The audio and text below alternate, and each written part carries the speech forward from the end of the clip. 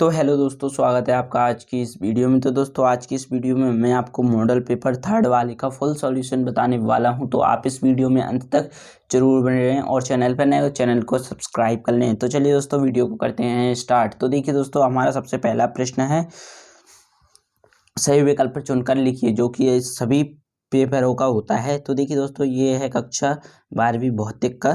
तो देखिए, किसी बिंदु आवेश से दूरी r पर विद्युत क्षेत्र अनुक्रमानुपाती होता है। किसके अनुक्रमानुपाती होता है? तो देखिए दोस्तों, यहाँ पर 1/r²। इसके बाद धारा मापी की कुंडली के साथ श्रेणी क्रम में उच्च प्रतिरोध जोड़ने पर बनता है। क्या बन जाता है दोस्तों? तो यहाँ पर वोल्टमीटर बन जाता है। इसके बाद स्वयं प्रेरकत्व का मात्रक क्या होता है दोस्तों? स्वयं प्रेरकत्व का मात्रक होता है यहाँ पे फेराड।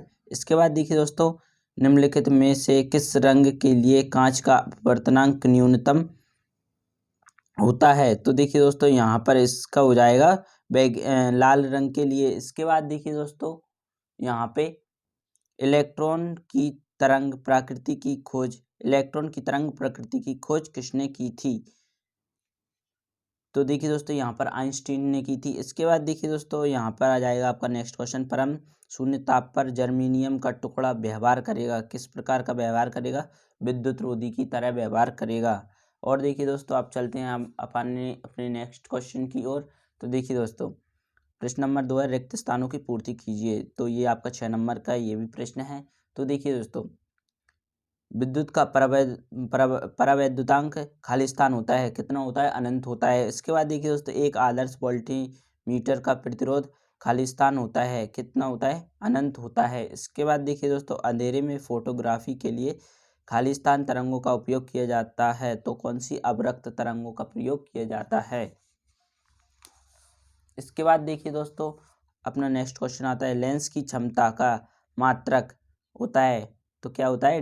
डायप्टर होता है। इसके बाद देखिए दोस्तों, परमाणु का आकार लगभग 10⁻⁻15 मीटर होता है। इसके बाद नोट गेट को खालिस्तान गेट भी कहते हैं, उत्क्रमक गेट भी कहते हैं। इसके बाद आप देखिए नेक्स्ट क्वेश्चन की ओर चलते हैं। तो देखिए, यहाँ पे आपकी सही जोड़ियाँ दी हुई हैं। तो देखिए दोस्तों, यहाँ पर विद्युत द्विध्रुव आघूर्ण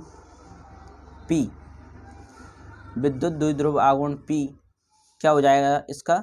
इसका हो जाएगा सवाला। तो यहाँ पर 2QL हो जाएगा। इसके बाद LCR परिपथ की प्रतिबाधा F वाला कौन सा हो जाएगा? जो √r² प्लस कोष्ठक के अंदर XL - XL होल स्क्वायर। इसके बाद देखिए, यहाँ पर थर्ड वाला स्नेल का नियम क्या है? तो स्नेल का नियम आप देख सकते हैं, द वाला है। तो द वाला यहाँ पर प्रकाश का अपवर्तन है। इसके बाद पाश्चन श्रेणी, तो पाश्चन श्रेणी में कौन सा आ जाएगा? यहाँ पे आप देख सकते हैं, पाश्चन श्रेणी में आपका ब वाला आ जाएगा। ब वाला कौन सा है? अवरक्त क्षेत्र। इसके बाद निर्वात डायोड में अ वाला आ जाएगा। अब इसमें बच कौन सा रहा है? विद्युत घनत्व की इकाई क्या है? तो यहाँ पर A/मीटर² है। इसके बाद देखिए दोस्तों, अब आता है आपका अपना नेक्स्ट क्वेश्चन, सत्य असत्य। तो देखिए, यहाँ पर समविभव पृष्ठ पर एक आवेश को एक बिंदु से दूसरे बिंदु तक ले जाने के लिए किया गया कार्य शून्य होता है। तो सत्य है। इसके बाद देखिए दोस्तों, नेक्स्ट है, चुंबकीय बल रेखाएं एक दूसरे को नहीं काटती हैं। सत्य है। इसके बाद प्रिज्म के विचलन कोण का मान प्रिज्म के पदार्थ पर निर्भर नहीं करता है। करता है। सत्य है। यानी कि नहीं करता है तो असत्य हो जाएगा। इसके बाद विद्युत चुंबकीय तरंगें एक समान वेग से गतिशील आवेश के द्वारा उत्पन्न होती हैं। असत्य हो, नहीं उत्पन्न होती हैं। इसके बाद प्रकाश विद्युत प्रभाव में उत्सर्जित इलेक्ट्रॉनों की संख्या आपतित विकिरण की तीव्रता पर निर्भर नहीं करती है। तो यहाँ पर सत्य है, नहीं करती है। इसके बाद चलिए दोस्तों, चलते हैं अपने नेक्स्ट क्वेश्चन, प्रश्न नंबर 5 की तरफ। तो देखिए, यहाँ पे प्रश्न नंबर 5, एक वाक्य में उत्तर। तो देखिए, व्हीटस्टोन सेतु कब सबसे अधिक सुग्राही होता है? तो संतुलित स्थिति में। जब कब होता है? संतुलित स्थिति में P/Q = R/S। इसके बाद दूसरा है चुंबकीय फ्लक्स का एसआई मात्रक होता है वेबर होता है, वेबर। इसके बाद लेंस के लिए यू भी तथा एफ में संबंध क्या होता है, 1/f बराबर 1/v माइनस 1/u। इसके बाद क्यूरी किस भौतिक राशि का मात्रक है, तो यहाँ पर रेडियो एक्टिव पदार्थ की सक्रियता का। इसके बाद किस गेट को इन्वर्टर गेट कहते हैं, तो नॉट गेट को इन्वर्टर गेट कहते हैं। इसके बाद प्रश्न क्रमांक 6 से 12 तक आपके कुल 7 प्रश्न होंगे और प्रत्येक प्रश्न के लिए 2 अंक निर्धारित हैं, जो कि आपको 30 शब्दों में लिखना है। 30 शब्द यानी कि 3 लाइन में आंसर हैं, 3 लाइन में आंसर। तो देखिए विद्युत क्षेत्र रेखाओं के गुण लिखना है, कोई 3 लिखना है दोस्तों आपको, 3 शब्द में 3 लाइन में 3 उत्तर आपके आराम से आ जाएंगे। इसके बाद चुंबकीय क्षेत्र रेखाएं एवं विद्युत क्षेत्र रेखाओं में 2 अंतर।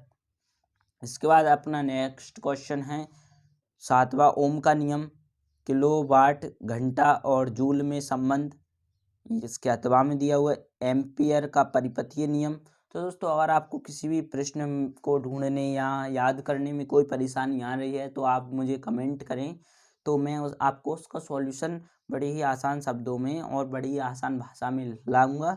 तो आप कमेंट जरूर करें दोस्तों। और आपको इनमें से यदि इस पेपर के कोई से भी मॉडल पेपर के कोई से भी प्रश्न में किसी भी प्रकार की समस्या आती है तो आप मुझे कमेंट कर सकते हैं। तो देखिए अब हमारा नेक्स्ट क्वेश्चन है एम्पियर और का परिपथीय नियम लिखिए। अमीटर और वोल्टीमीटर में अंतर, स्वप्रेरण किसे कहते हैं, फ्लेमिंग के बाएं हाथ का नियम। इसके बाद देखिए अब आता है हमारा 10वां क्वेश्चन, विद्युत चुम्बकीय स्पेक्ट्रम में सबसे कम तथा सबसे अधिक तरंग दैर्घ्य वाली तरंगें कौन सी होती हैं या कौन सी हैं। इसके बाद पृथ्वी के वायुमंडल में ओजोन परत कहाँ है, इसका क्या महत्व है। इसके बाद देखिए दोस्तों 11वां क्वेश्चन है नियमित परावर्तन तथा अनियमित परावर्तन में कोई दो अंतर लिखना है। इसके बाद प्रिज्म का न्यूनतम विचलन कोण किसे कहते हैं। इसके बाद 12वां है ऊर्जा बैंड के आधार पर चालक, विद्युत रोधी और अर्धचालक की व्याख्या। इसके बाद पी प्रकार और एन प्रकार के अर्धचालकों में अंतर करना है। अब देखिए यहाँ पे आपको 4 प्रश्न होंगे 3 नंबर के, और जो आपके प्रश्न क्रमांक डले हुए हैं। इसके बाद देखिए यहाँ पर किसी चालक की धारिता को कौन कौन से कारक प्रभावित करते हैं, आपको प्रभावित करने वाले कारक लिखना है। इसके बाद आप देखिए यहाँ पे समांतर क्रम में जुड़े संधारित्र की तुल्य धारिता के लिए व्यंजक प्राप्त कीजिए, संयोजन का चित्र बनाइए। आपका 3 नंबर का रहेगा, तो आपको इसमें 75 शब्दों में लिखना है। 75 यानी कि 8 से 9 लाइन में लिखना है। आपको मिनिमम 8 लाइन तो लिखनी ही है इन प्रश्नों की। तो आप ऐसे ही आप ये प्रश्न क्रमांक 14वां देख सकते हैं और 15वां भी इसी प्रकार का है।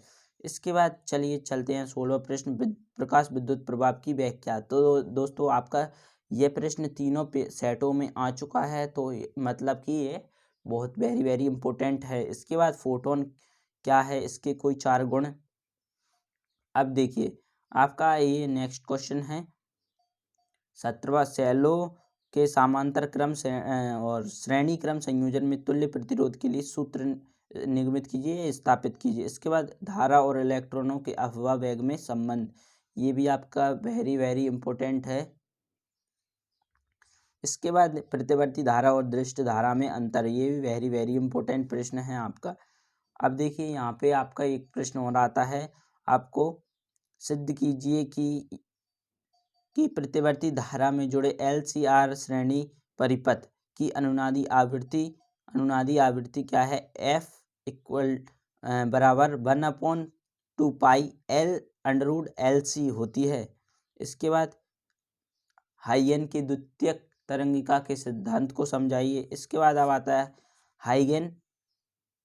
हाइगन वाला आपका ये क्वेश्चन बहुत इंपॉर्टेंट है। ये वाला हाइगन के द्वितीयक तरंगिका के सिद्धांत के आधार पर परावर्तन और अपवर्तन नियमों की घटना की व्याख्या कीजिए। इसके बाद नाभिकीय बल किसे कहते हैं और आइंस्टीन के समीकरण में AMU की तुल्य ऊर्जा